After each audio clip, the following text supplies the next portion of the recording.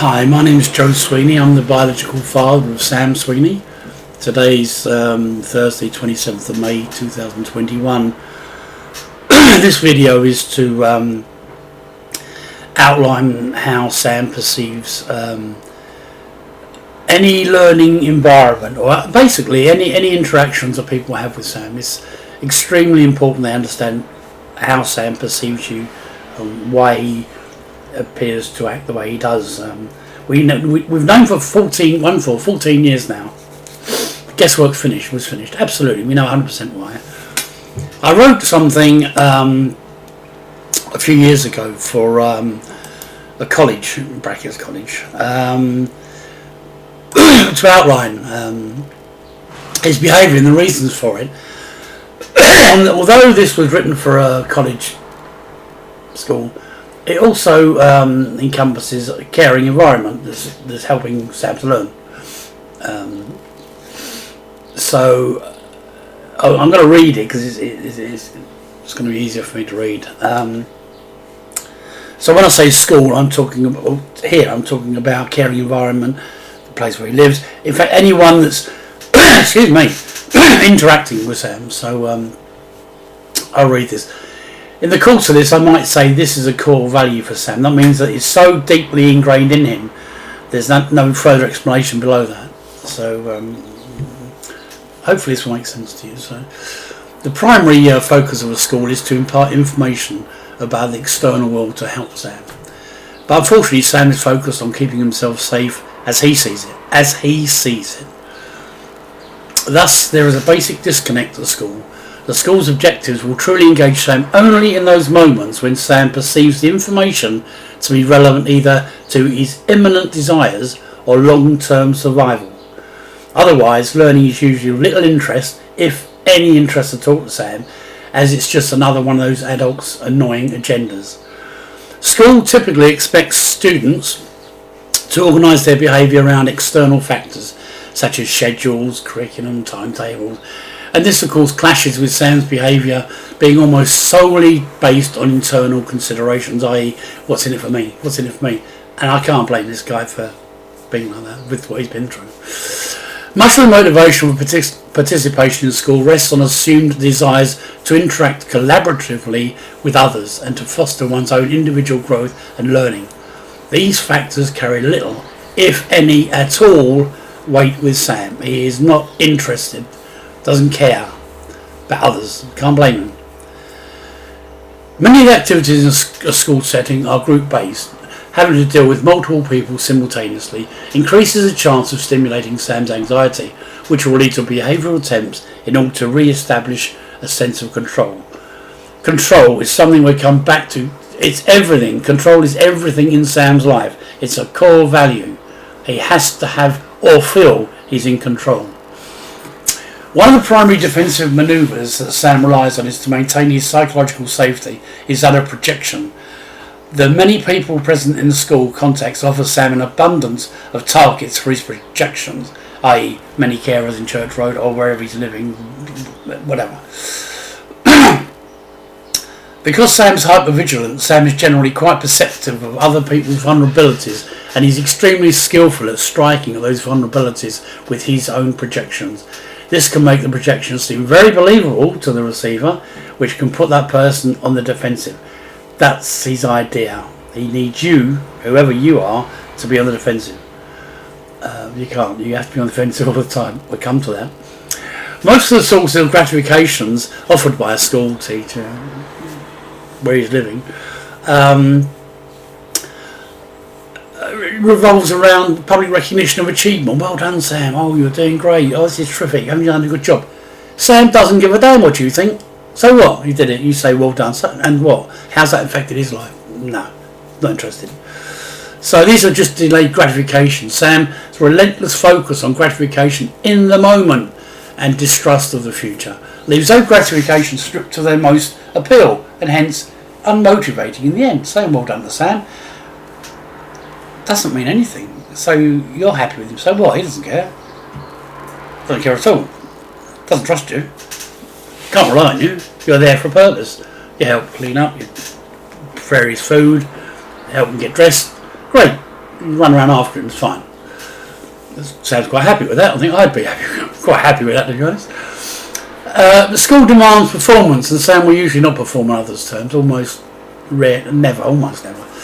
Refusal to perform is one method Sam will use to demonstrate to the teacher that he is not under the teacher's control. Back to control again. This parallels the Sam's refusal to show an affection, with the exception to his father. I say me, I'm not bigging myself up. I broke through his reactive attachment problems, but it's just me at the moment. He has to, realise that not only Dad can be trusted, and I let him down sometimes. I still, after 25 years, I'm still making mistakes. I do on a daily basis. I don't criticise anyone for making mistakes. We all make mistakes. Let's try and minimise the mistakes. That's all I'm saying.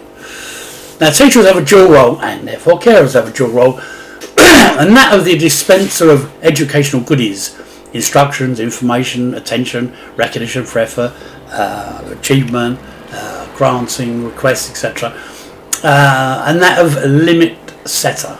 This dual role will inevitably conflict with Sam's personal priorities sooner or later.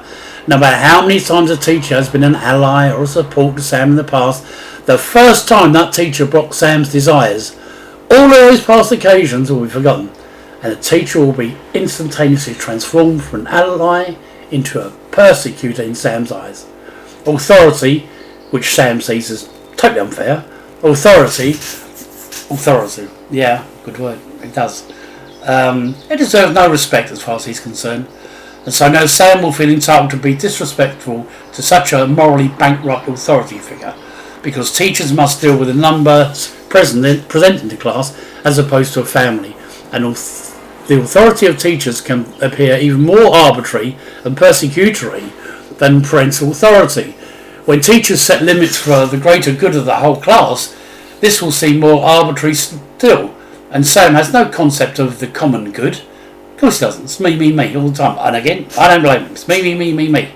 Understandably, teachers may feel attacked and unappreciate themselves at these moments, and because these feelings can run very strong, it is tempting to react. Reacting, however, will only worsen the situation, for Sam will see the reaction as evidence that the teacher is in fact a punitive authority figure out to get him. Behaviours commonly displayed by Sam. The onset of behavioural difficulties with Sam, I say in the school setting, but obviously in the caring situation, can be very rapid and often without seeming apparent trigger. However, there is always a trigger. It just may not be very apparent. It often takes both close observation and thinking on one's feet to figure out some of these triggers. The more a teacher figures out about Sam's triggers, the more effective that teacher stroke carer will be able to work with Sam. Regressive behaviors. Sam can exhibit a wide range of immature behaviors in the classroom care environment, including noise making, pervasive verbalization, speaking nonsense language, just misbehaving generally. He's witnessed all with behaviours of special needs, and not a huge spectrum of special needs, but he's witnessed them all. He's witnessed all the behaviours, every behaviour you can imagine. He's tried them out himself because he's seen this, and the teacher or whoever hasn't said stop or don't. Oh, okay, I'll try that. He tries it. The person he's with thinks, oh my God, I'm having a reaction, and they back away from him. Job done. Great, I'll use this as like a tool, like playing cards. I'll play that card, that's what I'll try. Another card. He's got all the cards. All of them learn. Every single one learn. Well, that we can prove. That's not in dispute anymore. So these regressive behaviours usually signal an upsurge of anxiety in Sam, or apparent upsurge in anxiety, and they function both as a way to get away from anxiety as well as to remove himself from the teacher's immediate control, which serves to further lessen Sam's anxiety. So if he misbehaves, okay, Sam, go to your bedroom 5 minutes. Result. I don't want to be near you anyway. You asked me to go on my own, which is what I want in the first place. You think that's a punishment? Great, keep punishing me. It's terrific, I'm winning. These behaviours can appear bizarre, but they usually do not mean Sam's psychotic at that moment. It never means. So Sam's never psychotic, and we can go on to prove that. Numerous occasions. Total control all the time. Nuisance behaviors. These are frequently occurring minor infractions such as interruption or asking excessive questions. Or if I'm talking to somebody, he'll constantly interrupt me. Not because he wants me to answer a question. So he doesn't want me talking to you, the carer, or whoever. You're giving away my secrets, Dad. Oh, you can't let them know. And that's the reason for it. It sounds like, he does all the time because he doesn't do it when another person's not there. And that's available anytime you want. I can give you hours and hours and hours and hours of video. Just me and him acting normal, talking normal. It's bizarre. Well, not bizarre because we know why he's doing it. Anyway. So these nuisance behaviours, they serve a dual purpose. First, they serve as an ongoing reminder that Sam is not under that person's control, domain, expressing himself. No matter what you say, I can do this, I can do that. That's good. Secondly, there are probes, and this is an important bit, that Sam sends out into the environment to acquire information about the situation. From others' reactions to these behavioural probes, Sam will begin to piece together who is punitive and who is supportive, who will respond and who will ignore, who has a short fuse and who has a longer fuse, etc., etc., etc. And Sam uses these responses to use these probes to figure out how to work the adult.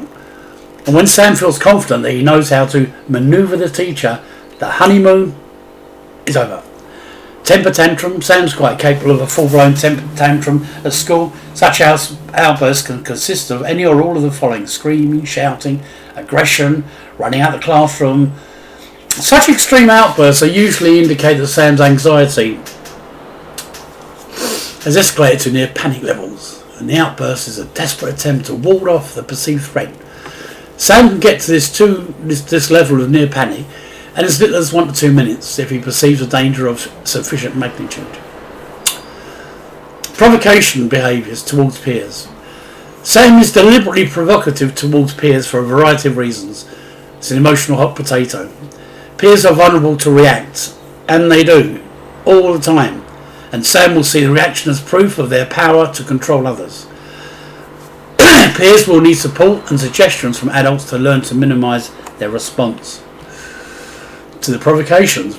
Provocative behaviour from Sam towards his peers is almost impossible to eliminate solely by working with Sam. Teacher instruction. I hate the teacher instruction, carers instructions, advice.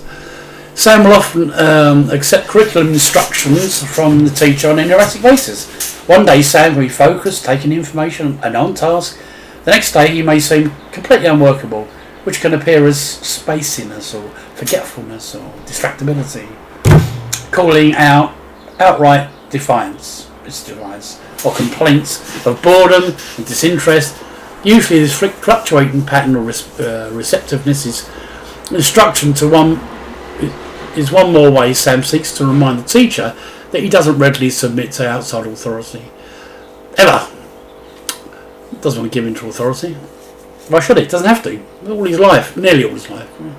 Maybe I'm an exception. I'm not bigging myself up, but he gets his own way with people. He knows how to work people. Sam presumes to know the teacher's intentions in assigning work. It's nothing to do with learning. To Sam, academic talk is given out simply as a way to control him. Keep him quiet. And prove to him that the teacher is in charge. Task completion is usually a reflection of how secure or insecure Sam feels at a given moment. If Sam feels confident about their control, then yielding to the teacher by doing the task won't be a problem. However, if Sam isn't feeling so in control, then he's apt to choose to resist the task in order to defeat the teacher, defeat the carer. It's a game, it's a battle, it's a game of chess every day with Sam. Congratulations, welcome to the game. Work production.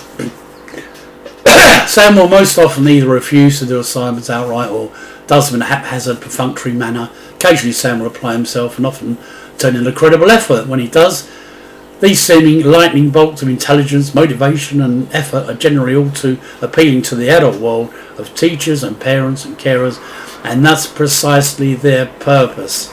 Sam dangles in little moments of effort in front of the adults to tantalise them into a game of trying to figure out what to do to get Sam to perform like this more often. We know how to. Taking this bait and entering this game is exactly like stepping in quicksand. The more the adults struggle to get Sam to perform, the deeper the adult sinks into the muck. Meanwhile, Sam is laughing all the way to the bank. Understandably, teachers often view Sam's unpredictable work production, despite having the ability, as pure stubbornness. This is partially correct. But because there is more going on than just stubbornness, this is just one more part of Sam's need to maintain control to feel safe. Again, back to control. All the roads in Sam's life comes back to control. And I can't blame him. Sam's never completing work on a consistent long-term basis serves as a self-protective function for him, in addition to its maddening impact on the adults. By not turning out enough work so that it can be measured reliably, Sam cleverly avoids having to confront the disturbing reality that there is ability, knowledge and power greater than his. In keeping his true ability elusively, immeasurably, Sam can keep his personal illusion intact that he's the smartest, most knowledgeable person in the room. Protecting this belief in school is critical for Sam to maintain his cornerstone belief that he has the ability to be in control of all people, in all situations, in all places. And he believes that. He absolutely believes that. Except when he comes here with me, because he knows I know he knows that. I know. He knows I know. This is how he sees the world. I've jumped the fence, and it's a huge high fence. I can explain how to get through it. See? I say easy. I've been doing this for 25 years. So once you're over there, this fence, you find a different guy. It's like, what the hell just happened? It happened. Hopefully, if people do what they need to do to get over the fence. Anyway. Support and praise. Well, Sam has one of three responses in receiving support and praise in school setting or with a carer. One, he just accepts the support without any clear reactions like, okay, whatever. Reject the support outright and accept it and then denigrate the support. Sam will recycle these three responses in an unpredictable sequence that defies any pattern. There isn't one, he just picks them at random. The teacher is left in the uncomfortable position of never knowing what will come back should support, praise be offered. Meanwhile, Sam strategically creates the appearance of being immune to praise and support, which is yet one more aspect of retaining, you guessed it, control. Sam rarely, if ever, expresses any gratitude for our offers of support. He might say thank you, but thank you. I'm supposed to say the word thank you. I have no real concept of what thank you means, but I've been told I say thank you. It seems to keep everybody happy. Sam rarely, if ever, expresses any gratitude for offers, as gratitude implies dependence, and dependence is seen as dangerous, very dangerous by Sam. Knowing this up front can be a buffer for teachers against feeling unappreciated. And carers, obviously I'm talking about, feeling unappreciated and resentful when their extra effort goes unrecognised by Sam. Well, not unrecognised by me and others, so just stick in there, don't take it personal. It's not personal. Sam, anything Sam does to you, it's not personal. You're just an authoritative figure. Not you. I really appreciate all the effort you're putting in for him for that. Thank you. Innovations. This is an important one. What doesn't work? That's good. I suppose what does. What doesn't work, right?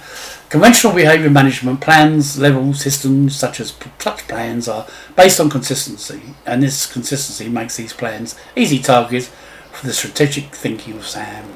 Sam will see a behaviour management plan not as a way to change behaviour, but as simply one more thing to learn how to work for his own purpose. He's proved that so many times. His movements up and down the levels has all to do with his own purpose at any given moment, and little or nothing to do with his success or failure or earning adult approval. He doesn't care about that. Sam may even use behavioural management systems as bait to draw the adults into useless discussions about how to sustain progress. The end result can be that it is the teacher's behaviour, rather than Sam's, that ends up getting managed. It's so true in the past, looking back, it's, right, we're going to do this, we're going to do this, we're going to do that, and then a few months down the line, it's the teachers that move their positions and Sam's playing his game out. Challenging Sam's perspective with objective evidence in order to persuade them that their thinking is somehow incorrect. This approach assumes that the teacher and child share a common view of reality. Not true. Remember that Sam lives in a parallel universe. The teacher's view will make little or no difference to Sam. He doesn't give a damn. In fact, Sam's up to see this approach as a manipulative attempt by the teacher's part to set him up in some way. Traditional problem-solving requests such as, what happened? What was your part in it? What could you have done differently? Sam has learned to spin off the desired answers, but they will be meaningless answers. Time spent in this exercise, totally wasted. Totally wasted. You're asking him a question, saying, right, tell me what you think. Well, you don't know what he thinks. I hear the word he says. I don't know what he says. No. Teachers taking Sam's behavioural statements personally, please don't. This usually takes some practice, as Sam is skilled at discovering adults' tender spots and going after them. Again, nothing Sam says or does to you is on a personal level. It's just to control you. Reacting emotionally to Sam's behaviour. This only reinforces Sam's sense of being in control of the adult's emotions, a goal they generally pursue. Judging or criticising the behaviour and reactive consequences all fall into this category. This really takes some practice, as Sam's behaviour can be relentless, day in, day out, as I can testify to. Doing just about anything the same way every time doesn't work. If you do things differently, it's the same way every time, he's just going to think you're restricted in what you can do. I know somebody can do that different ways to you, so yeah, be careful. What does work? Being somewhat unpredictable on purpose, such as unpredictability, is necessary to get past Sam's vast array of avoidance manoeuvres. An adult Sam can predict is an adult Sam can work. Drilling in the concept of choice leading to responsibility, important, is an idea that is absent from Sam's thinking. It is not simply that he refuses to accept responsibility. The ideas of people making choices and having responsibility makes no sense to Sam. He needs to have it pointed out, matter-of-factly, over and over, that he's making choices all the time. Then discussion can begin to move forward to making better versus worse choices. 4 questions. Never, ever, ever, ever, ever ask Sam, why did you, do you remember, what did you say? Sam can compose answers to adults' questions that mean absolutely nothing. A question to Sam is simply an invitation to trick an adult. It works much better to phrase statements as guesses and let them react to the guess. His reaction to guesses will tell you how much more than their answers to questions. Take guesses in order to unmask Sam's hidden agenda. For example, it looks like you're being lazy today, so you're choosing not to do your work to try and show me that you're in control, for example. Use of the word trick to describe Sam's strategic behaviour works better than the more loaded words like manipulative, lying, etc., etc., etc. Become a good observer of Sam's non-verbal responses. Really, really, really more important than what he says. Non-verbal. Facial expressions, body positions, movements, eyes, voice, tone, etc. These are the most accurate signs of what's going on inside Sam. If you listen only to what he says, you will go in circles repeatedly, getting absolutely nowhere. Act as a historian for Sam. As Sam lives in the moment, he needs adults to remind him of past events that can help him maintain a more perspective on the present. That's gone on for some time now. I'm going to end it there. It's really imperative that whoever's anyone involved in Sam's life sees this. It's like a 25-minute video, far too long. You should do it in 5 minutes, but I can't get it all in one. And this is just the way Sam perceives interactions, dealing with people. There will be other videos, how to get around the problems, how to, I use emotive words like control and punish, and I can't say words like that, sanction. No, you know what I mean. We all speak English, I think. So, when I say punish, you take things away. You always do that. You don't see that. That's a punishment. What's wrong with saying that? It's reality. No one's suggesting to put Sam's arm on his back and break his arm or something like that. It's just the one thing with Sam. The most powerful thing with Sam is to use his time. Put him in a situation where he's in no doubt you're in control. Right, Sam, sit down and be quiet for 3 minutes. Here's the clock. 3 minutes. Right, sit down. At that time, he's fuming. There's no doubt you're actually in charge of Sam. Right, sit there. You want to get up? Fine. Sit back down. Make it 4 minutes. You want to get down? Okay, make it 5 or 6. Eventually, he'll go, okay, I'll give up 6 minutes. I'll settle on 6. It's not worth it. But in that 6 minutes, he's seething. He's absolutely seething, and he's working out. Once the 6 minutes over, what can I do to really get my own back on this person? But at least you have the power. So anyway, I hope this makes sense to you, and please try to see the other videos that will be available. Thanks for listening. Thanks for your kindness, and thanks for doing what you do for help my son. Thanks a lot. Bye for now.